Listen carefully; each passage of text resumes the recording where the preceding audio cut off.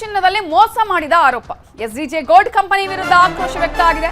ಮೈಸೂರಲ್ಲಿರುವ ಎಸ್ಡಿಜೆ gold ಕಂಪನಿಯ ವಿರುದ್ಧ ಅಡವಿಟ್ಟ ಚಿನ್ನದಲ್ಲಿ ಮೋಸ ಮಾಡಿದ್ದಾರೆ ಅನ್ನುವಂತಹ ಆರೋಪ ಕೇಳಿ ಬಂದಿದೆ. ಗೋಲ್ಡ್ ಕಂಪನಿಯ ಮಾಲೀಕ ಚಿನ್ನ ತಂಬಿ ವಿರುದ್ಧ ಈಗ ದೂರು ದಾಖಲಾಗಿದೆ. ಮೈಸೂರು ಪೊಲೀಸ್ ಕಮಿಷನರ್ ಕಚೇರಿಗೆ ದೂರನ್ನ ನೀಡಲಾಗಿದೆ. ಗೋಲ್ಡ್ ಕಂಪನಿ ಮಾಲೀಕ ಚಿನ್ನ ತಂಬಿಯ ವಿರುದ್ಧ ಕಮಿಷನರ್ಗೆ ದೂರು ಕೊಟ್ಟು ನ್ಯಾಯಕ್ಕಾಗಿ ಆಗ್ರಹಿಸಿದ್ದಾರೆ. ಸ್ಥಳಕ್ಕೆ ಚಿನ್ನ ತಂಬಿಯನ್ನ ಕರೆಸಬೇಕು, ನಮಗೆ ಹಣವನ್ನ ಕೊಡಿಸಬೇಕು ಅಂತ ಒತ್ತಾಯವನ್ನ ಮಾಡಿದ್ದಾರೆ ಗ್ರಾಹಕರು. ಕಚೇರಿಯ ಮುಂಭಾಗದಲ್ಲೇ ಧರಣಿಗಾಗಿ ಕೂತಿದ್ರು ಗ್ರಾಹಕರು.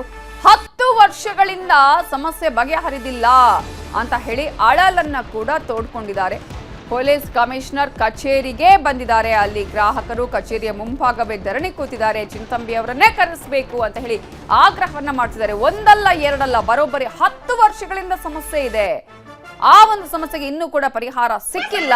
ಹಾಗಾಗಿ ಗೋಲ್ಡ್ ಕಂಪನಿ ಮಾಲೀಕರನ್ನ ಇಲ್ಲಿಗೆ ಕರೆಸಿ ಅಂತ ಹೇಳಿ ಆಗ್ರಹವನ್ನ ಮಾಡಿದ್ದಾರೆ.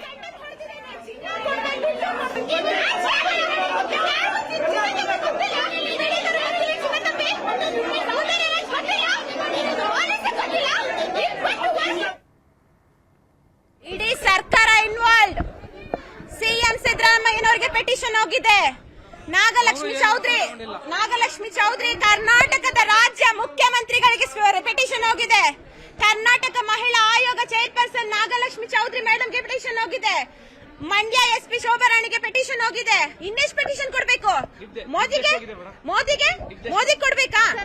ನಂದು 60 ಗ್ರಾಮ್ಸ್ ಚಿನ್ನ ತಂಬಿ ಕುತ್ತಿಗೆ ಪಟ್ಟಿ ಹಿಡಿದು ನಾನು ವಸೂಲಿ ಮಾಡಿದೀನಿ. ಇವ್ರಿಗೆಲ್ಲ ನ್ಯಾಯ ಕೊಡೋ ತನಕ ನಾನು ಹೋಗಲ್ಲ.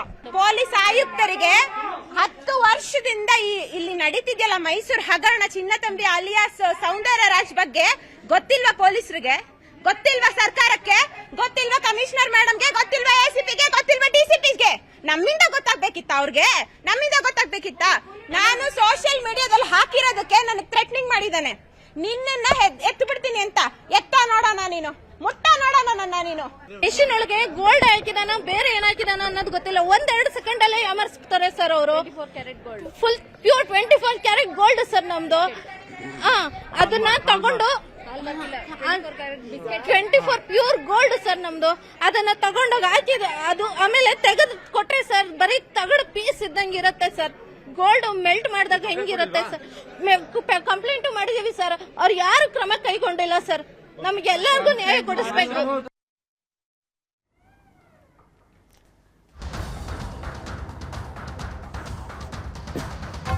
ಇದೇ ವಿಚಾರಕ್ಕೆ ಸಂಬಂಧಪಟ್ಟಾಗಿ ಇನ್ನಷ್ಟು ಡೀಟೇಲ್ಸ್ ಕೊಡೋದಕ್ಕೆ ನಮ್ಮ ರಿಪೋರ್ಟರ್ ಆನಂದ್ ಈಗ ನೇರ ಸಂಪರ್ಕದಲ್ಲಿ ಜಾಯ್ನ್ ಆಗಿದ್ದಾರೆ. ಆನಂದ್, ಈಗಾಗಲೇ ಇವರು ಗೋಲ್ಡ್ ಕಂಪನಿ ಮಾಲೀಕನನ್ನ ಕರೆಸಬೇಕು ಅಂತ ಆಗ್ರಹ ಮಾಡ್ತಿದ್ದಾರೆ, ಜೊತೆಗೆ ಆತನ ವಿರುದ್ಧ ಆರೋಪ ಮಾಡ್ತಿದ್ದಾರೆ. ಅಸಲಿಗೆ ಏನು, ಯಾವ ರೀತಿಯಾಗಿ ಮೋಸ ಮಾಡಿದ್ದಾನೆ, ಎಷ್ಟು ಗ್ರಾಹಕರಿಗೆ ಈ ರೀತಿಯಾಗಿ ಮೋಸ ಮಾಡಿದ್ದಾನೆ?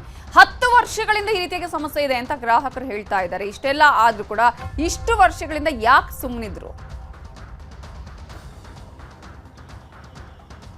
ನವಿತಾ, ಏನು ಮೈಸೂರು ಹಾಗೂ ರಾಜ್ಯದ ವಿವಿಧಾದ್ಯಂತ ಇರುವಂತಹ ಎಸ್ಡಿಜೆ ಗೋಲ್ಡ್ ಕಂಪನಿ ಏನಿದೆ, ಇದರ ವಿರುದ್ಧ ಸಾಕಷ್ಟು ಆರೋಪಗಳು ಹಿಂದಿನಿಂದಲೂ ಕೂಡ ಕೇಳಿ ಬರ್ತಾ ಇರುವಂಥದ್ದು. ಆದರೆ ಈಗ ಕಳೆದ 2 ತಿಂಗಳಿಂದ ಮೈಸೂರಿನಲ್ಲಿ ಅನೇಕ ಗ್ರಾಹಕರು ನಾವು ಎಸ್ಡಿಜೆ ಕಂಪನಿಯನ್ನು ನಂಬಿ ಮೋಸ ಹೋಗಿದ್ದೇವೆ ಅಂತೇಳಿ ಸಾಕಷ್ಟು ಬಾರಿ ದೂರನ್ನು ಕೊಟ್ಟರೆ ಒಂದಷ್ಟು ಕೂಡ ದೂರುಗಳನ್ನ ತೆಗೆದುಕೊಳ್ತಾ ಇಲ್ಲವನ್ನುವಂಥ ಆರೋಪ ಕೇಳಿ ಬಂದಿತ್ತು. ಇಂದು ದಿಢೀರ್ ಸುಮಾರು 30-40 ಮಂದಿ ಏಕಾಏಕಿ ಮೈಸೂರಿನ ಕಮಿಷನರ್ ಕಚೇರಿಗೆ ಭೇಟಿಯನ್ನು ನೀಡಿ ದೂರನ್ನು ದಾಖಲಿಸಲು ಮುಂದಾದ್ರು. ಎಸ್ಡಿಜೆ ಕಂಪನಿಯ ಚಿನ್ನ ತಂಬಿ ಏನಿದೆ, ಈತ ನಮ್ಮ ಚಿನ್ನವನ್ನ ಅಡವಿ ಇಟ್ಕೊಂಡಿದ್ದಾನೆ. ಆದ್ರೆ ಈಗ ನಾವು ಬಿಡಿಸಿಕೊಳ್ಳಲು ಹೋದಂತ ಸಂದರ್ಭದಲ್ಲಿ ನಮ್ಮ ಚಿನ್ನವನ್ನ ಕೊಡ್ತಾ ಇಲ್ಲ, ನಾನು ಕರಗಿಸಿದ್ದೀನಿ ಅಂತ ಹೇಳ್ತಾ ಇದ್ದೇನೆ. ಇತ್ತ ಕರಗಿಸ್ಕೊಳ್ಳಿ, ನಮ್ಮ ದುಡ್ಡನ್ನಾದ್ರೂ ಕೊಡು ಅಂದ್ರೆ ದುಡ್ಡನ್ನು ಕೂಡ ಕೊಡ್ತಾ ಇಲ್ಲ. ಈ ರೀತಿಯಾಗಿ ಸುಮಾರು 100 ಜನಕ್ಕೆ ಈತ ಯಾಮಾರಿಸಿದ್ದಾನೆ ಅನ್ನುವಂತಹ ಗಂಭೀರವಾದ ಆರೋಪವನ್ನ ಮಾಡ್ತಾ ಇರುವಂತದ್ದು. ಯಾಕಂತ ಹೇಳಿದ್ರೆ ಇವರು ಅಡವಿಟ್ಟಂತದ್ದು 1 ವರ್ಷ 2 ವರ್ಷ 3 ವರ್ಷದ ಹಿಂದೆ ನಾವು ಬಡ್ಡಿಯನ್ನು ಕೂಡ ಕಟ್ಕೊಳ್ತಾ ಬರ್ತಾ ಇದೀವಿ. ಆದ್ರೆ ಈಗ ಏಕಾಏಕಿ ನಾವು ನಮ್ಮ ಹಣವನ್ನು ಕೊಟ್ಟು ಚಿನ್ನವನ್ನು ಬಿಡಿಸಿಕೊಳ್ಳಲು ಹೋದಂತ ಸಂದರ್ಭದಲ್ಲಿ ನಿಮ್ಮ ಗೋಲ್ಡ್ ಅನ್ನ ನಾನು ಈಗ ಕೊಡ್ಲಿಕ್ಕೆ ಬರೋದಿಲ್ಲ ಅಂತ ಹೇಳ್ತಾ ಇದ್ದೇನೆ. ಕಾರಣ ಕೇಳಿದ್ರೆ ನಾನು ಒಂದಷ್ಟು ಮಂದಿಗೆ ನಿಮ್ಮ ಚಿನ್ನವನ್ನ ಈಗಾಗಲೇ ಕರಗಿಸಿದ್ದೀನಿ, ಹಣವನ್ನ ಕೊಡ್ತೀನಿ ಅಂತ ಸಬೂಬನ್ನ ಹೇಳ್ತೇನೆ. ಇನ್ನೊಂದಷ್ಟು ಮಂದಿಗೆ 1 ವರ್ಷ ಬಿಟ್ಟು ಬನ್ನಿ ನಿಮ್ಮ ಚಿನ್ನವನ್ನ ಕೊಡ್ತೀನಿ ಅಂತ ಈತ ಧಮಕಿಯನ್ನ ಹಾಕ್ತಾ ಇದ್ದೇನೆ. ಇದನ್ನ ಪ್ರಶ್ನೆ ಮಾಡಲು ಹೋದ್ರೆ ಅಲ್ಲಿ ಒಂದಷ್ಟು ಬೌನ್ಸರ್ಗಳನ್ನ, ರೌಡಿಗಳನ್ನ ಇಟ್ಕೊಂಡು ನಮ್ಮನ್ನ ಎದುರಿಸ್ತಾ ಇದ್ದೇನೆ ಅಂತ ಹೇಳಿ ಆರೋಪವನ್ನ ಮಾಡ್ತಾ ಇರುವಂತದ್ದು. ಈ ಬಗ್ಗೆ ಕುವೆಂಪು ನಗರ ಇರ್ಬೋದು, ವಿದ್ಯಾರಣ್ಯಪುರಂ ಇರ್ಬೋದು, ಈ ಕಡೆ ಸಾಕಷ್ಟು ದೂರುಗಳನ್ನ ಕೊಟ್ಟಿದ್ದೀವಿ. ಆದ್ರೆ ಯಾವುದೇ ಕ್ರಮ ಕೂಡ ಆಗ್ತಾ ಇಲ್ಲ. ಈತ ಎಲ್ಲರನ್ನೂ ತನ್ನ ಹಣದಿಂದ ಕೊಂಡುಕೊಳ್ಳಲು ಮುಂದಾಗಿದ್ದಾನೆ ಎನ್ನುವಂತ ಆರೋಪವನ್ನ ಮಾಡ್ತಾ ಮಾಡ್ತಾ ಇದ್ದಾರೆ. ಆದ್ರೆ ಪೊಲೀಸರು ಹೇಳ್ತಾ ಇರುವಂತದ್ದು ಇವ್ರು ಯಾರು ಕೂಡ ದೂರನ್ನ ದಾಖಲಿಸಿಲ್ಲ. ನೀವು ನಿಮ್ಗೆ ಯಾವ್ಯಾವ ವ್ಯಾಪ್ತಿಯಲ್ಲಿ ಮೋಸ ಆಗಿದೆ ಅಲ್ಲಿ ದೂರನ್ನ ಕೊಡಿ, ನಾವು ಒಂದು ವಾರದೊಳಗೆ ಎಲ್ಲವನ್ನು ಕೂಡ ಸಾರ್ಟ್ ಔಟ್ ಮಾಡ್ಕೊಡ್ತೀವಿ ಅಂತ.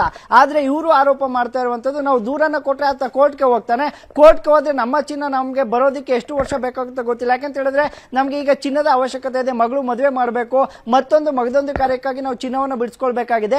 ಇಂತಹ ಸಂದರ್ಭದಲ್ಲಿ ನಮಗೆ ನ್ಯಾಯ ಬೇಕು. ಈ ಬಗ್ಗೆ ನಾವು ಮೈಸೂರಿನ ಪೊಲೀಸ್ ಕಮಿಷನರ್ ಆದಂತ ಸೀಮಾ ಲಟ್ಕರ್ ಇರ್ಬೋದು, ಮಹಿಳಾ ಆಯೋಗದ ಅಧ್ಯಕ್ಷರಾದ ಎನ್ ನಾಗಲಕ್ಷ್ಮಿ ಚೌಧರಿ ಇರ್ಬೋದು, ಸಿಎಂ ಸಿದ್ದರಾಮಯ್ಯನವರ ಆದಿಯಾಗಿ ಎಲ್ರಿಗೂ ಸಹ ದೂರನ್ನ ಕೊಟ್ಟಿದ್ದೀವಿ. ಆದ್ರೆ ಯಾವುದೇ ಪ್ರಯೋಜನ ಆಗ್ತಾ ಇಲ್ಲ. ಈತ ಬಹಳ ಪ್ರಭಾವಿ ಇದ್ದಾನೆ.